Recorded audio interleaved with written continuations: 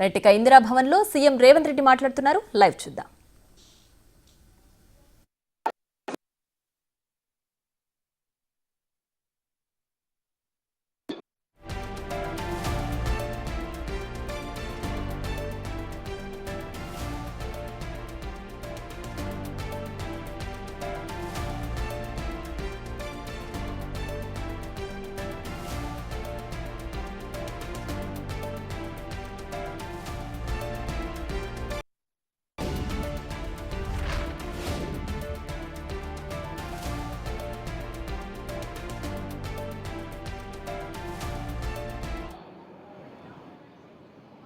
ప్రత్యర్థి రాజకీయ పక్షాలు వాటి నాయకులు ఏదో ఒక రకంగా ఈ ప్రభుత్వం మీద ఆరోపణలు చేయాలి.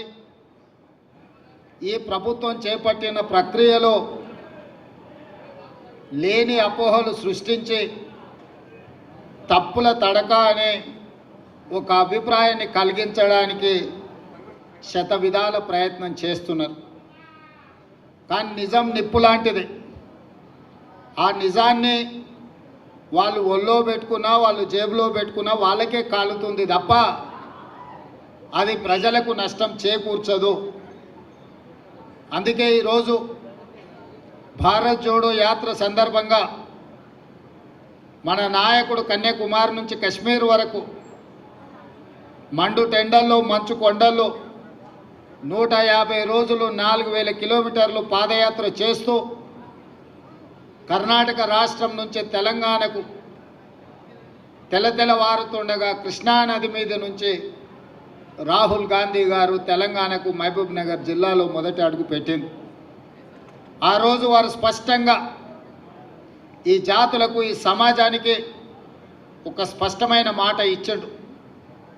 మీరు కాంగ్రెస్ పార్టీకి అండగా నిలబడి కాంగ్రెస్ ప్రభుత్వాన్ని ఏర్పాటు చేయండి. తప్పకుండా 1931 తెల్లదొరలు పాలించినప్పుడు చేసిన కులగణన 75 సంవత్సరాల స్వతంత్రాన్ని పూర్తి చేసుకున్నా కూడా కులగణన జరగలేదు. తప్పకుండా కాంగ్రెస్ పార్టీ ఆ కులగణన చేస్తుంది. తెలంగాణ రాష్ట్రంలో మీరు అధికారాన్ని ఇవ్వండి అని చెప్పి రాహుల్ గాంధీ గారు ఈ జాతులకు విజ్ఞప్తి చేసింది.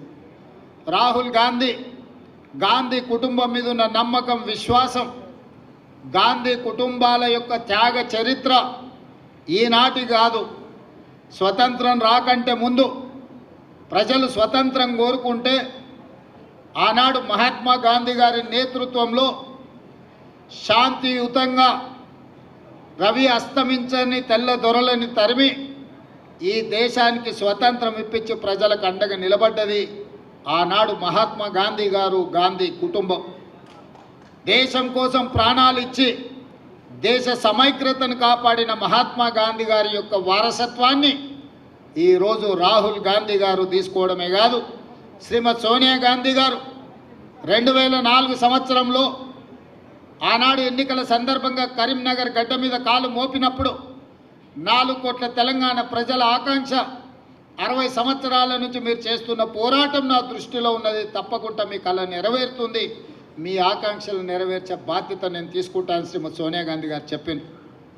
ఆ మాటలో భాగంగానే పక్క రాష్ట్రంలో పార్టీ చచ్చిపోయినా, కేంద్రంలో అధికారం కోల్పోయినా, తెలంగాణలో పార్టీ ఒడిదుడుకులను ఎదుర్కొన్న ఇచ్చిన మాట ప్రకారం 2014లో తెలంగాణ రాష్ట్రాన్ని ఇచ్చి శ్రీమతి సోనియా గాంధీ గారి మాట శిలాశాసనం, శిలా పలక మీద సువర్ణ అక్షరాలతో లిఖించదగిన మాట అని చెప్పి సోనియా గాంధీ గారు 2014లో నిరూపించారు.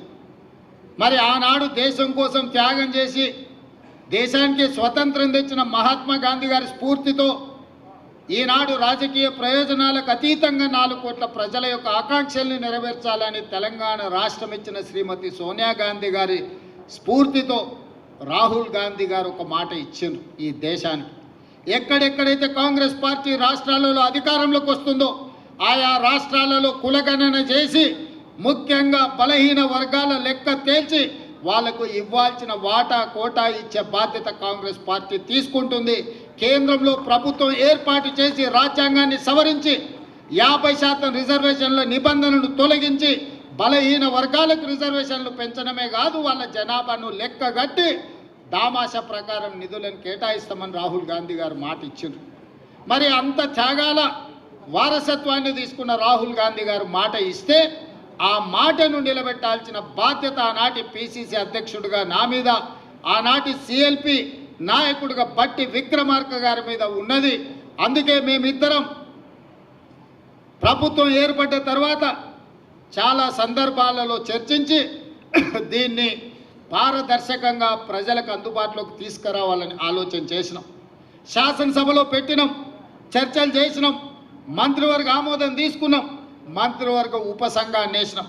మంత్రివర్గ ఉపసంఘానికి కూడా నిష్పక్షపాతంగా నిబద్ధతతో పనిచేయగలిగిన వాళ్ళు ఉండాలి అని ఆ ఉపసంఘానికి అధ్యక్షుడిగా అత్యంత సుదీర్ఘకాలం పిసిసి అధ్యక్షుడిగా పనిచేసిన ఉత్తమ్ కుమార్ రెడ్డి గారిని చైర్మన్గా పెట్టి అందులో ఉమ్మడి రాష్ట్రంలోనే ఉప ముఖ్యమంత్రిగా పనిచేసి ఎస్సీ ఎస్టీ సప్లైని అమలు చేసిన పెద్దలు దామోదర్ రాజనరసింహ గారిని, అదేవిధంగా శ్రీధర్ బాబు గారిని, పొన్నం ప్రభాకర్ గారిని, సీతక్కను, వీళ్ళందరినీ కూడా అందులో సభ్యులుగా చేర్చి దాన్ని పూర్తి స్థాయిలో సాంకేతికంగా న్యాయపరంగా వివిధ రాష్ట్రాలలో ఏం జరుగుతుందో గమనించి, అది బీహార్ కావచ్చు, హర్యానా కావచ్చు, కర్ణాటక కావచ్చు, ఇతర రాష్ట్రాలలో ఆ ప్రభుత్వాలు ఆ పార్టీలు చేసి విఫలమైన విషయాలను కూడా పరిగణలోకి తీసుకొని ఈ కులగణన మీద ఒక నిర్దిష్టమైన ప్రణాళికను రచించి దాన్ని ప్లానింగ్ డిపార్ట్మెంట్కి అప్పచెప్పి దాదాపుగా 95,000 మంది ఎన్రోలర్స్ని 9,500 మందిని వీళ్ళ మీద సూపర్వైజ్ చేయడానికి మొత్తం దాదాపుగా 104,000 మంది ప్రభుత్వ అధికారులను, ముఖ్యంగా జనగణన చేసే టీచర్లందరినీ కూడా సంఘాలతో ఉప ముఖ్యమంత్రి గారు మాట్లాడి ఆ సంఘాలను ఒప్పించి వాళ్ళందరినీ కూడా ఈ కార్యాచరణలో భాగస్వాములను చేసి 150 ఇళ్లను ఒక యూనిట్గా 95,000 యూనిట్లు దాదాపుగా చేసి ప్రతి యూనిట్కి ఒక ఎన్రోలర్ను పెట్టి ఆ ఎన్రోలర్ కూడా రోజుకి 8 నుంచి 10 ఇండ్లు మాత్రమే. ఎందుకంటే 150 ఇండ్లు 2 రోజుల్లోనో 3 రోజుల్లోనో 4 రోజుల్లోనో చేయమంటే హడావిడిలో తప్పులు జరుగుతాయన్న ఆలోచనతోటి 3 రోజులు ఆ 150 ఇండ్లకు ప్రతి ఇంటికి ఒక స్టిక్కర్ అంటించి మొదట ఆ ఇండ్లను గుర్తించే కార్యక్రమం చేసినాం. ఇండ్లను గుర్తించి ప్రతి 150 ఇండ్లను ఒక యూనిట్గా వాటిని విభజించి దాదాపుగా 95,000 యూనిట్లుగా విభజించి 95,000 మంది ఎన్రోలర్స్ని అపాయింట్ చేసినాం. ఆ ఎన్రోలర్స్ దాదాపుగా 45 రోజులు రోజుకు 8 నుంచి 10 ఇళ్ళే. ఎందుకు మరి 150 ఇళ్ళకు రోజుకి 8-10 చేస్తే 15 రోజులలో అయిపోవాలి కదా అని మీకు అనుమానం రావచ్చు. ఒకరోజు మన ఎన్రోలర్ పోతే ఆ ఇంట్లో ఉండకపోవచ్చు, ఆ ఇంటి యజమాని పెళ్ళికి పోయి ఉండొచ్చు, ఆ ఇంటి యజమాని ఇంకెక్కడికైనా వెళ్ళి ఉండొచ్చు, లేదా పిల్లలుండి యజమాని లేకపోయి ఉండొచ్చు.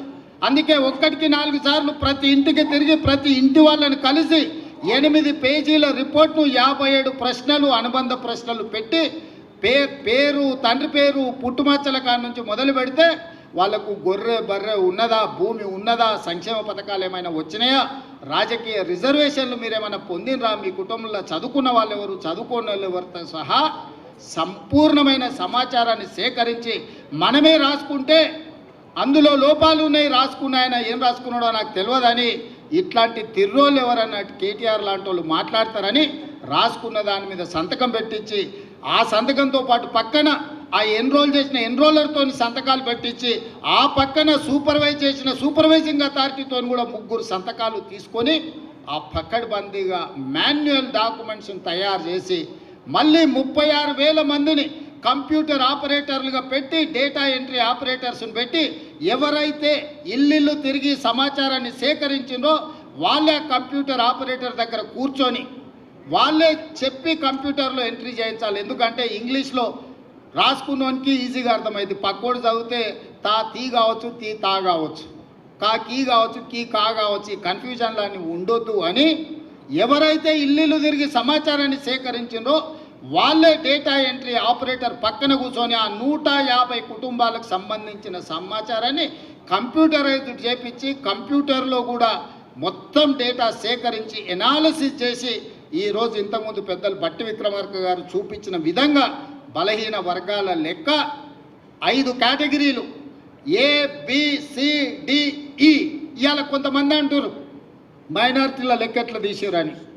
మైనార్టీల లెక్క తీయక తప్పదు, ఎందుకంటే బీసీ ఈ గ్రూప్ కింద వాళ్ళకు కూడా 4% రిజర్వేషన్ ఉన్నది.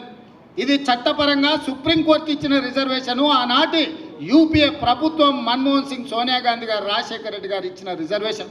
మరి ఈ 5 కేటగిరీలకు, A category, B category, C category, D category, E category, ఈ అన్ని కేటగిరీలను విడివిడిగా ఎంతమంది ఉన్నారని లెక్క తేలిస్తే బలహీన వర్గాల లెక్క 56.33% లెక్క తేలింది.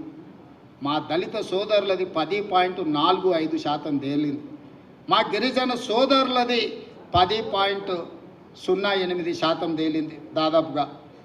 అదేవిధంగా ఆనాడు 12 గంటలల్లా ఒక్క రోజు చంద్రశేఖరరావు కాకి లెక్కలు చెట్ల మీద ఇస్తరాకులు కుట్టినట్టు లెక్కలు కట్టి ఇదే పెద్ద బైబిలు, ఇదే ఖురాను, ఇదే భగవద్గీత, ఈ లెక్కనే కరెక్ట్ అని కాకి లెక్కలు చూపించాడు. నేను ఆ కాకి లెక్కలకు ఒకటే చెప్పదలుచుకున్న, మా దామాన్ని ఇక్కడనే ఉన్నాడు. ఎస్సీ ఉపకులాలు 59 మంది. ఇన్నేళ్ళ నుంచి ఆ లెక్క కరెక్ట్గా ఉంది. కానీ కాకి లెక్కల కేసీఆర్ చేసిన సమగ్ర కుటుంబ సర్వేలో ఎస్సీ ఉపకులాలు 82 కులాలని తేల్చాడు. ప్రభుత్వం దగ్గర అధికారికంగా డేటా ఉంది, డాక్యుమెంట్ ఉంది. మా దామన్న కాగితం తీసుకొని చూపించాలి. 59 కులాలు అని మిగిలిన ఎస్సీ ఉపకులాలు ఎక్కడి నుంచి వచ్చినాయో చంద్రశేఖరరావు చెప్పాలి. ఇక ఆయన సక్కనైన లెక్క కడితే గిట్ల తేలింది. చదువుకోకముందు ఎవడో కాకరకాయ అన్నాడంట, చదువుకున్నాక కీకరకాయ అన్నాడంట. లెక్క కట్టనప్పుడు, లెక్కలేదైనప్పుడు మా దళిత సోదరుల 59 కులాలు ఉపకులాలు ఉంటే చంద్రశేఖరరావు లెక్కలు కడితే 82 అయినాయి. ఈ సొక్కమైన లెక్క తీసుకొచ్చి నా లెక్కనే ఇది కరెక్టు, నేను సత్యహరిచంద్రుని, ఆయన పోతా ఆయన వారసుడిగా నేను పుట్టినా, నా లెక్కకు ఈరోజు పట్టి విక్రమార్క, రేవంత్ రెడ్డి, ఉత్తమ్ కుమార్ రెడ్డి చేసిన లెక్కకు పొత్తన లేదు, ఇది తీసి పక్కన పడేయండి అంటుండు. నిజంగానే చంద్రశేఖరరావు దీన్ని అనాలి అంటే ఎప్పుడు ఆయనకు నైతిక హక్కు వస్తుందంటే ఆయన సమగ్ర కుటుంబ సర్వేతో పాటు ఈనాడు ప్రభుత్వం చేసిన కులగణంలో ఆయన కొడుకు, ఆయన అల్లుడు అందులో లెక్కలు రాపిస్తే ఆయన లెక్క గురించి మాట్లాడడానికి అధికారం ఉంది. అసలు తెలంగాణ సమాజంలో జీవించే హక్కే చంద్రశేఖరరావుకు లేదు. ఈ సమాజంలో ఉన్న ప్రజల అందరి లెక్క కట్టి అధికారికంగా ప్రభుత్వం